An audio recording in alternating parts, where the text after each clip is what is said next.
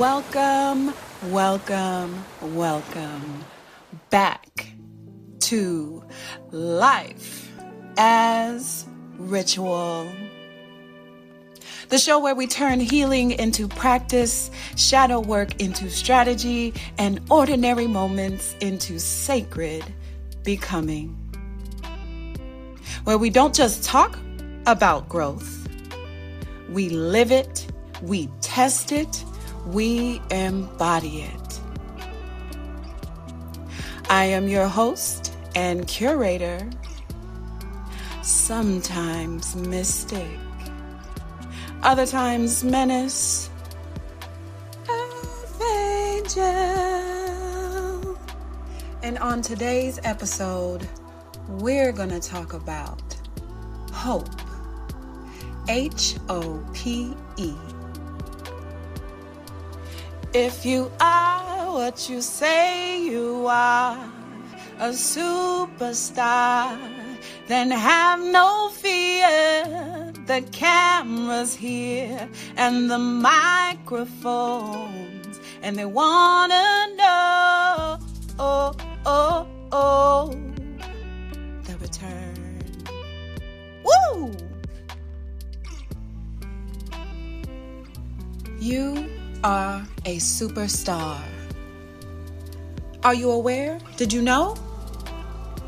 If not, or you need a reminder, I recommend looking up the song Superstar by Lupe Fiasco featuring Matthew Santos.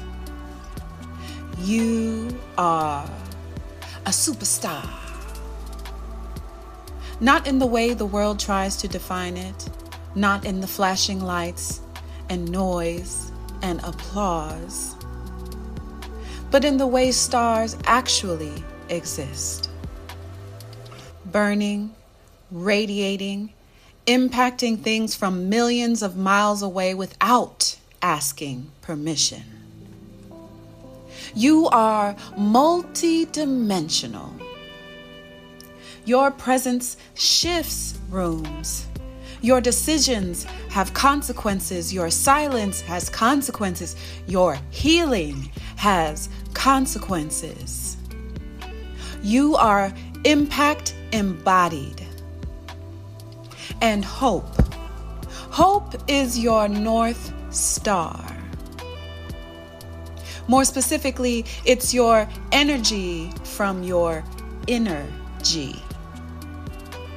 While you're walking through the dark parts of your path. So today we're talking about why it's so important to embody that energy. That is, to be the hope you're waiting to see. But before we talk about hope, let's talk about dreams. Because dreams are more important than our reality would have us believe. They're not random. They're not just imagination running wild at night. They are messages. And not from outside of you. No, not from culture, not from fear, not from what someone else projected onto you. Not from outer space, but from inner peace. They rise from deep inside your own soul. Dreams are like a subtle whisper only you can hear. A dim spotlight on a secret clue about yourself. They don't shout. They don't force. They reveal. So what can your dreams tell you? Well, first, we have to understand something. Dreams don't come from out there. They don't drop out of the sky. They're not products of whatever woo-woo trend is circulating. And they definitely don't belong to others' expectations. They rise from within, from the body, the mind, and the soul working in harmony. from memory, from desire, from truth you haven't fully expressed. So if your dreams don't seem to mean anything to you, don't dismiss them. Ask yourself first, are you in alignment with yourself? Are you listening? Or are you performing? Because when you're disconnected from yourself, your dreams will always feel distant. They'll feel random, abstract, like they belong to someone else. But when you're aligned, they feel like recognition, like memory, like something ancient inside of you nodding. So if alignment is the question, then we have to understand what alignment actually is. What are we aligning? Well, the body, the mind, and the soul. The body is the vehicle. It carries your experiences, your memories, your grief, your joy. It remembers what your mouth can't always express. The mind is the interpreter. Its job is to make sense of what you feel, to assess patterns, to draw conclusions, to create meaning from sensation. It organizes the chaos. And the soul is the spark, the divine ember that refuses to go out, the quiet heat beneath everything. Even when you're exhausted, even when you're feeling numb, even when you're convinced that you don't care. It's still there, just waiting for oxygen. Alignment isn't abstract, it's tangible. Now stay with me. When the body, the mind, and the soul are in conversation, it looks like this. Imagine you're in the kitchen, about to cook your favorite meal. For me, it's salmon, sweet potatoes, and spinach. You pull everything out, and you prep each ingredient separately. A little seasoning here, a little chop there, oil in the pan. Each piece is good on its own, but it's not a meal yet.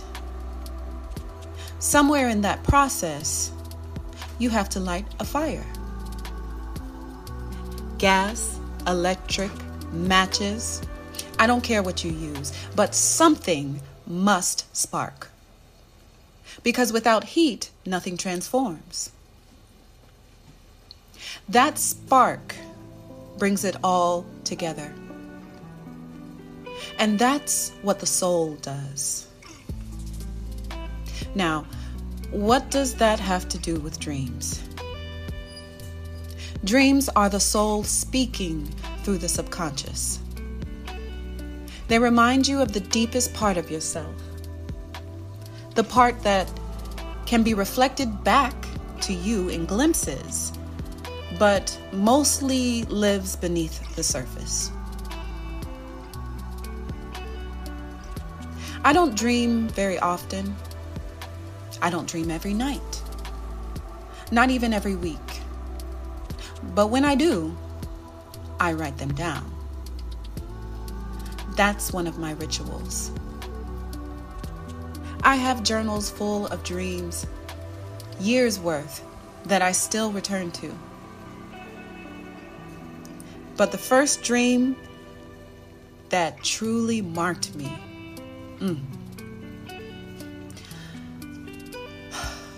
I was about 9, maybe 10. The Washington Monument, a sea of different types of people.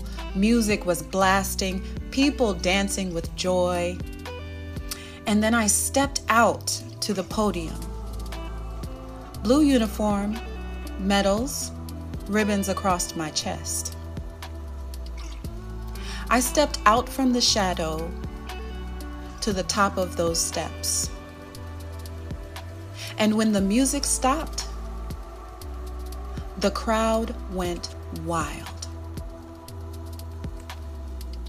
Then I smiled and I raised my arms like I was giving the entire world a big air hug.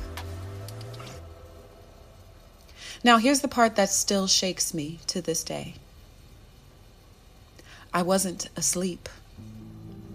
I was awake. I was cleaning my room. I touched my bookshelf and my whole body stopped. Time felt suspended, like I had been pulled into another dimension. I wasn't watching it, I was her. I didn't have language for it, but I knew. I carried that memory because I had lived it. And I accepted it quietly as purpose. However.com, it's a cold world we tend to live in, unfortunately. Confidence in a little girl, people don't always know what to do with that. Believing in myself felt like a threat. So I was labeled arrogant, too much, too loud, too sure. And so over time, I hardened. I became angry. I began to isolate. It was safer that way. It was quieter that way. Slowly, I started losing hope in that dream. I stopped being friendly. I stopped seeing the hope inside myself. I forgot the little girl who had been given a glimpse of her future before anyone could tell her different. Before she learned how to bend, how to shrink, how to apologize for being bigger than the space she occupied. People, it got so bad that I would sit in the dark. Literally. Cold, hungry, alone, no friends, no real sense of home, just me and my dog.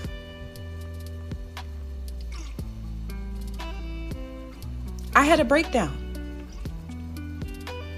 I had no hope, no confidence, not even lights. But if I'm being honest, I didn't want the lights on anyway. I didn't want to see my face. It reminded me too much of her. I thought she was dead anyway. The girl at the podium. I loved her, but in reality, no one liked her. Where I expected to see joy reflected back, I only saw cold stares that said, "Stay quiet, stay small, stay out." But dreams don't die quietly. They retreat. They go underground. They store themselves in your soul, in your DNA, and your ancestral memory. And as long as you are alive, so are your dreams. And when mine returned, they rang like alarm bells, snapping me awake with questions, with curiosity, with nudges I could no longer ignore. And no, I didn't feel brave. I didn't feel powerful. I felt heavy, insecure, and isolated. But I moved through it anyway. Not because I was fearless, but because staying stuck felt heavier than moving. And more often, she would come back. She would come back to me in flashes. That smile, those open arms, stepping out of shadow like she belonged. And somewhere along the way, every effort I made to heal became a breadcrumb back to her. Every journal entry, every hard conversation, every moment I chose to regroup and not quit on myself, breadcrumbs to my imminent return. That self-memory became, and still remains, my North Star. And hope is the ritual after release. Even the imagery of the tarot affirms this in the star card. A naked woman, vulnerable, unguarded, pouring water into a river and onto the earth beneath her. Not because she's wasteful, but because she understands flow. Because she knows she is not pouring from lack. She is pouring from source. And shining above her, a bright star. Not to guide her, but to reflect her. She is hope embodied. Not wishing, not begging, not surviving, knowing. Knowing that what she pours out returns. That healing expands, that release creates room. And when the card appears reversed, it's not punishment. It's a mirror. It means something is blocked, something is being held too tightly, something dead or stagnant needs to be released in order to grow. That's the essence of the star. Hope is not passive. It's not sitting around waiting for life to improve or for someone to fly in and rescue you. Hope is participation. You see? It is pouring anyway, healing anyway, shining anyway. Even when you don't feel brave. First comes self-trust, then hope follows. Hope is when shadow work evolves into light work. When what once broke you begins to build you. Because how else could we bear witness to the stars if it wasn't for the dark? Darkness isn't the enemy. It's the backdrop. It's the contrast that makes brilliance visible. Now, let me be clear.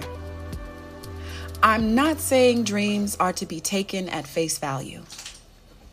I'm not saying I'm meant to be president of the United States, although, imagine that. A Black woman artist and philosopher who reads tarot and watches anime talking about moral integrity and transparency in office? God forbid we have a seer in leadership. Ooh. But that's not the point. Dreams aren't always about position. or even proximity. They're about essence. Now come back to the kitchen with me. Think about your favorite meal, beyond hunger. Why do you love it? Does it remind you of someone, somewhere, a version of yourself that felt at home? Those ingredients represent the people, places, and passions that feed you. The work you put into preparing it, that's your devotion to your path. And not every meal is perfect. Sometimes it's seasoned just right. Sometimes it's questionable. And just like that, life has phases. Sometimes may be good, sometimes may be messy. But all of it lives inside of you. Every ingredient, every lesson, every battle scar, every vision, and that spark though, this spark right here, that's you. Not your circumstances, not your critics, not the labels they tried to pin to your chest. You are not waiting for hope. You are remembering it. Remembering the version of you that stepped out of the shadow before the world told you to stay hidden. Remembering the part of you that knew, even without language, that you were called to be something bigger. Life is not just happening to you. It is responding to what you believe about yourself. Because belief is not the same as knowing. Belief can waver. Belief can be borrowed. Belief can be shaken. But knowing is embodied. It lives in your posture, in your tone, in the way you enter a room.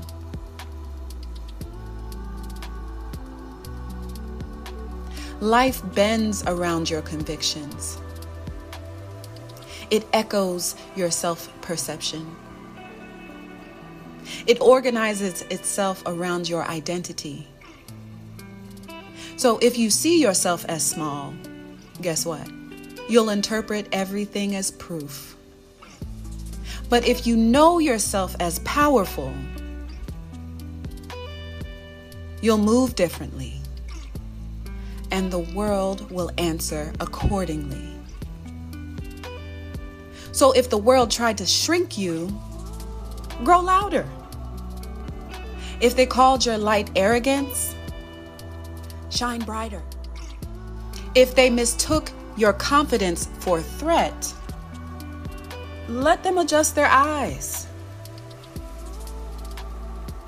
Hope is not a feeling.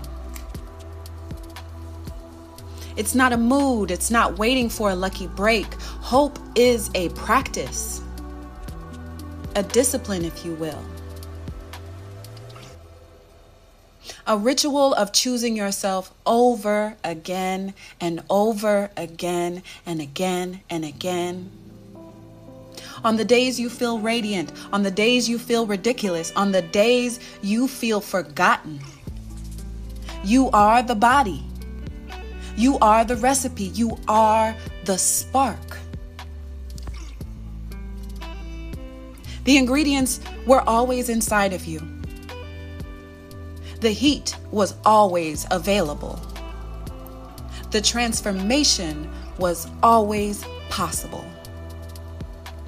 You are the star that lights up the world, even while facing your own darkness.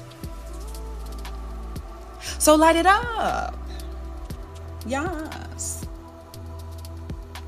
Not when they approve, not when it's convenient, and especially not when it's perfectly packaged. Light up now. Right now. Because superstars don't wait for permission. You rise. And the world, whether or not it understands you or not, will adjust to your glow.